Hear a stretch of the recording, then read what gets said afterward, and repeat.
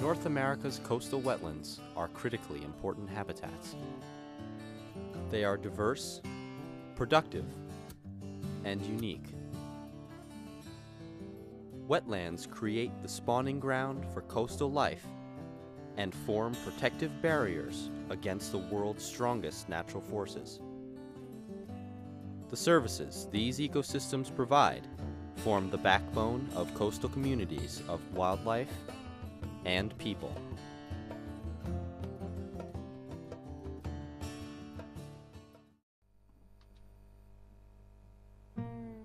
A variety of coastal wetland systems exist in North America, including dense mangrove forests, expansive seagrass beds, and vast salt marshes. Each of these systems rely on plant, soil, water, and wildlife interactions to sustain their wetland functions. Furthermore, coastal wetland flora and fauna communities are highly diverse and biologically productive. Out of the 188 threatened species in the United States, about 50% rely on wetlands. 700 of the 2,500 species that require protection are wetland dependent. Coastal grasses are highly productive and form the base of the coastal community. Spartina, Phragmites, and Juncus are some of the grasses that dominate coastal wetlands. Spartina grasses in particular have high growth rates and productivity. Coastal wetlands have a high biodiversity of birds. Of the 713 breeding birds of North America, 138 are wetland dependent. Coastal wetlands provide breeding habitat for shorebirds, herons, and other wading birds. Salt marshes are important for developing fish and crustaceans. The high amounts of vascular plant and detritus provides a robust base for the food chain. The shallow waters of the marsh provide juvenile organisms protection from predators. These two factors help decrease the mortality rates of the juvenile fish and crustaceans during key natural history stages. Other than a high production of biological resources, coastal wetlands provide other ecosystem services such as storm and flood protection, water quality improvement, and carbon management. Wetlands provide a buffer for hurricanes and tropical storms that frequently hit coastal areas. Storm simulations have shown that surge levels decline with the presence of wetlands and wetland roughness. A 1% increase in wetland roughness caused by wetland vegetation will decrease storm surge by 15.4%. There is an increase in property damage and loss of welfare when there is a decrease in coastal wetlands. In 1 year, coastal wetlands provide about $23.2 billion for storm protection services. If 1 hectare of wetland is lost, an average of $33,000 worth of storm damage occurs. Even though wetlands are small in proportion to terrestrial ecosystems, they provide a great amount of carbon due to high plant productivity and tidal carbon capture rates. Greenhouse gas regulation occurs in wetlands due to the high carbon sequestration along with low rates of methane emission.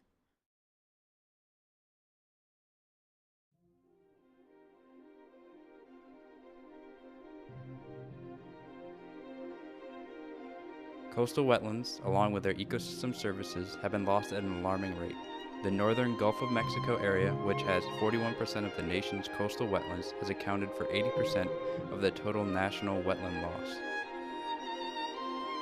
The types of invasive species affecting coastal wetlands, such as in the San Francisco Bay Area, are plant species such as the smooth and dense cordgrass, vertebrates such as the Atlantic mussel, and terrestrial vertebrates such as red foxes and brown rats. Alteration in vegetation type from natural plant species can change the vegetation structure, sediment deposition, and erosion rates in the wetland. Coastal wetlands are areas that are affected by impacts of global climate change. Coastal wetlands are sensitive transitional areas between marine and terrestrial ecosystems. They are highly affected by changes in sea level rise, ocean temperature, and extreme weather events. Models for the sea level rise for the year 2100 say the salt marshes will decline by a mean 20% and a maximum of 45%. Over half of the U.S. population lives on the 17% of North America's land considered to be coastal. The total coastal population is projected to increase by 25%. Increased coastal urbanization is predicted to cause increased levels of coastal wetland degradation, loss, use of resources, and wetland susceptibility to climate change. Coastal wetlands can be affected by direct change, including urbanization and development, and indirect change, which includes the effects of climate change and pollution-induced changes to wetland function. Alterations to the hydrologic, sedimentation, nutrient, and pollution regimes can all result from direct and indirect alterations to wetland function. Increased urbanization increases fragmentation and alters hydrologic conditions in coastal wetlands.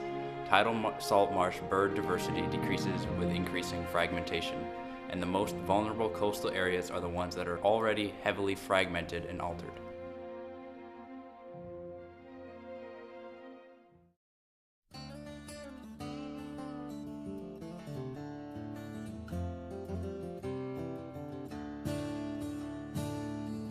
In today's world, there is a great need for the protection of North America's remaining coastal wetlands, and today's legislation is starting to reflect these needs. The Coastal Wetlands Planning, Protection, and Restoration Act of 1990 and the Ramsar Wetland Protection Treaty provides a solid framework for current wetland protection. However, when wetlands have already been lost, scientists have turned to restoration.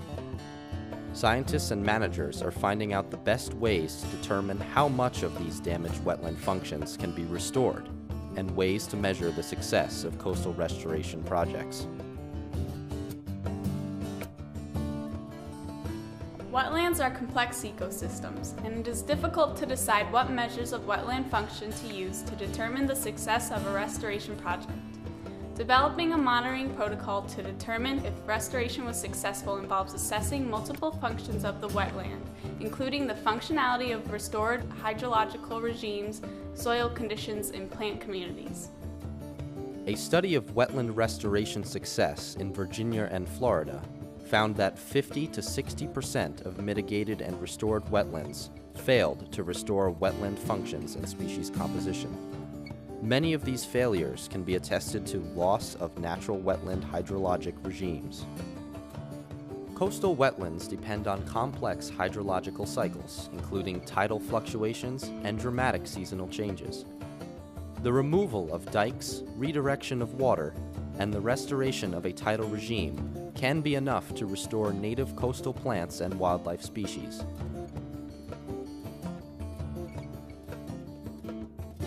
Following restoration of tidal regimes, Millbrook Marsh, New Hampshire, and Drake's Island, Maine, saw 86% of salt-tolerant vegetation. Hydrology is also critical in restoring systems such as mangroves, which require 30% time of tidal inundation.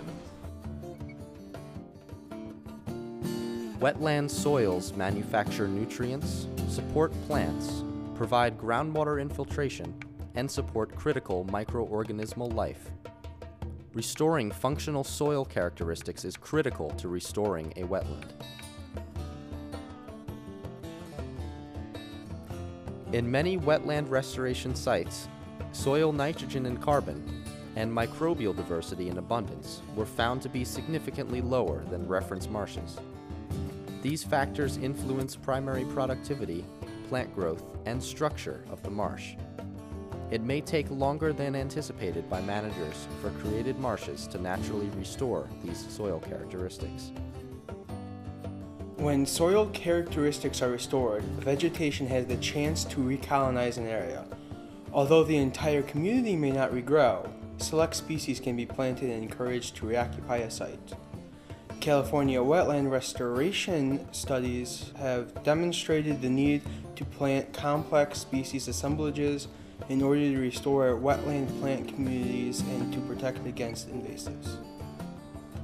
Vegetation structure in a marsh is important for wildlife recolonization. The location of plant beds near a water's edge provides critical fish and wildlife habitat.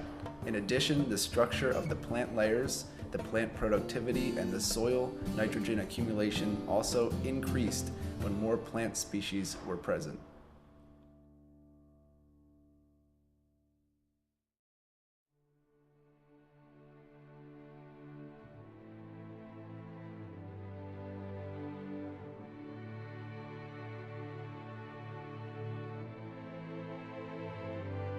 Wetland fauna will often recolonize a site if all or most other wetland functions are restored. Many coastal wetland restorations are aimed at restoring wildlife populations, such as fish, shellfish, threatened birds, and insects.